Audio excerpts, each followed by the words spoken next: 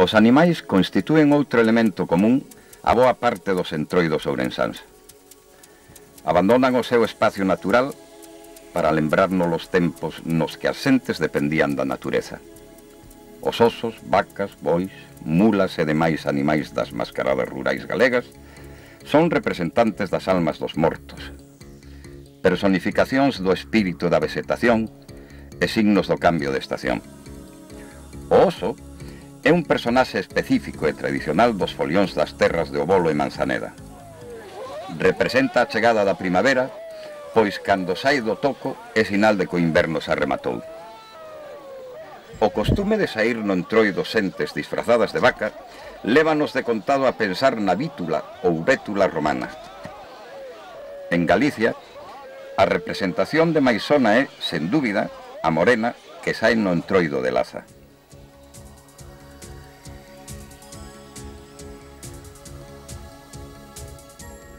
A morena está formada por unha cabeza feita de madeira, cornos auténticos e ollo e lingua vermellos. O corpo da vaca é un pau que un home tapado cun cobertor leva ao ombreiro. De rabo leva un toso que ao dar voltas rápidas pica aos que están ao redor. O luns pola tarde a morena baixa en procesión dende cima de vila, entre tosos e covelleiros, e embestindo cara a xente, sobre todo cara as mulleres, as que tenta de lle levantar as sallas.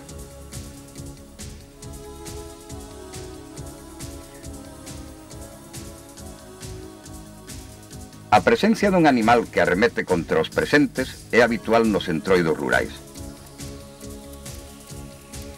En Viana do Bolo é tradicional a presencia na rúa dunha mula couceadora idéntica á mula guita dos entroidos de Cataluña. O animal dedícase a perseguir os rapaces que a recantan e a dar couces a todos cantos pilla.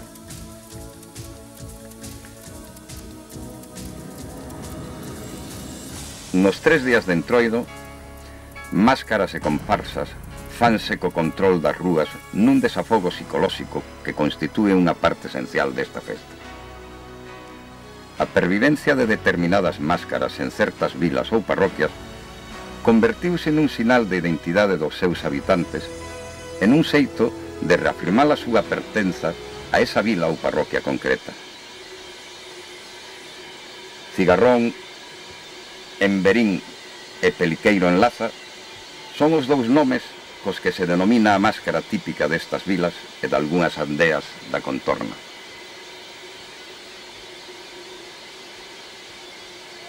O domingo, a saída da misa, ten lugar en Laza a estrena dos Peliqueiros. Situados ambos os dous lados da rúa, agardan a que a xente pase para darlle unha zamarrada de agarimo. Todo neno ou mozo de Laza soña con estar aquí algún día. Tanta importancia ten este intre para eles que xa nas vísperas bruñen as chocas e repasan peza a peza, fío a fío, o traxe para estaren o máis fachendosos posible.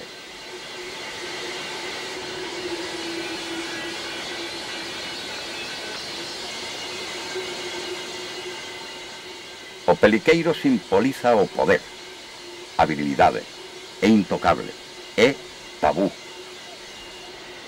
Pódese chamar polo seu alcume, pero nunca polo seu nome. Camiñan sempre choutando, cun ritmo endiañado, e apartando as zamarradas os intrusos que se estreven a porse no seu camiño.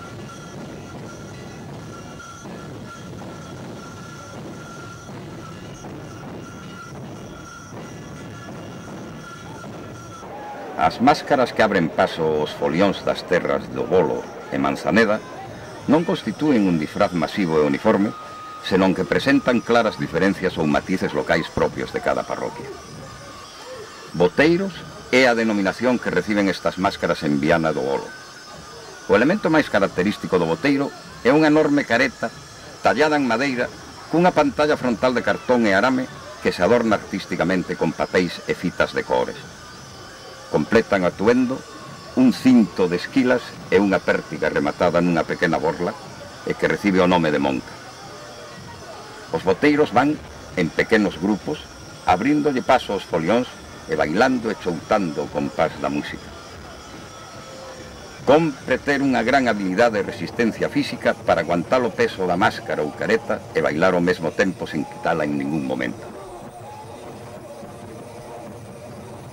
A banda sonora do Entroido de Xinzo de Limia é a música das campaíñas e cascabeis dos centos de pantallas que corren incansablemente polas rúas da vila e compoñen unha estampa de irrepetible vistosidade.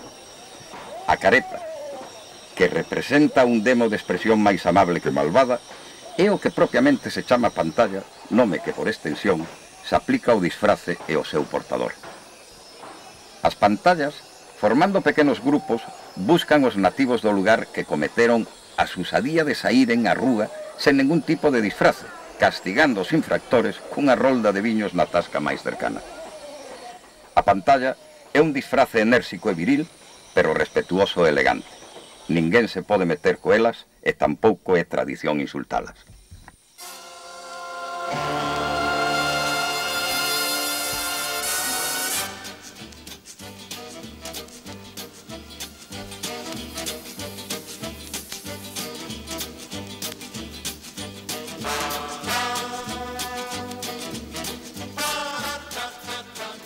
Como contrapunto a un entroido rural rico en ritos, máscaras e tradicións, atopámonos hoxe un carnaval urbano no que se impón o espectáculo frente á espontaneidade, os disfraces ostentosos frente á imaginación, as carrozas e comparsas frente á farsa e á risa, os desfiles con confeti e serpentinas frente á fariña ou á cinza. Un carnaval que se caracteriza polo seu refinamento, polo culto ao bonito, en lugar do grotesco, e polo seu control e dirección por parte das autoridades, no que, en fin, se impón o bo gusto burgués frente á alegría e o disfrute popular.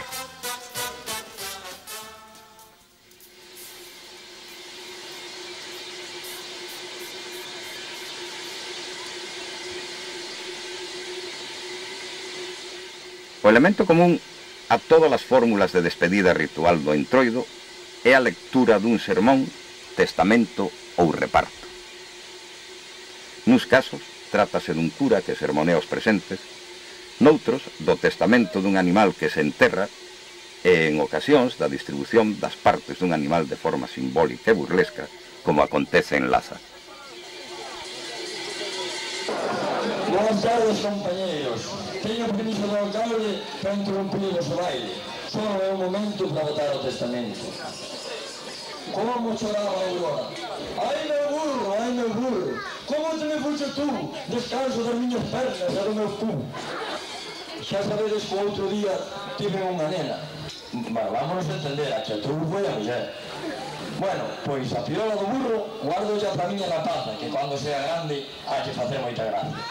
Xa se está acabando, só quedan os cagallós, que como sempre son para min e para vos.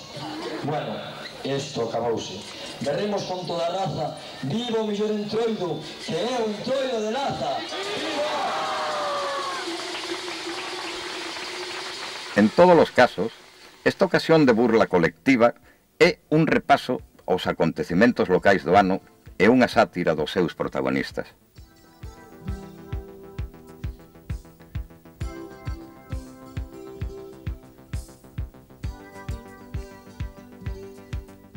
No Entroido, asistimos a infinidade de ritos agrarios ou fertilizantes misturados con ceremonias purificadoras. A inversión da orde establecida fai do mundo cotidiano un mundo ao revés. A farse, a crítica e a autosátira aportan unha insólita terapia de grupo. O caos que se crea nestes días significa o esfarelamento da orde do ano anterior, facendo nacer a nova orde do ano que ven.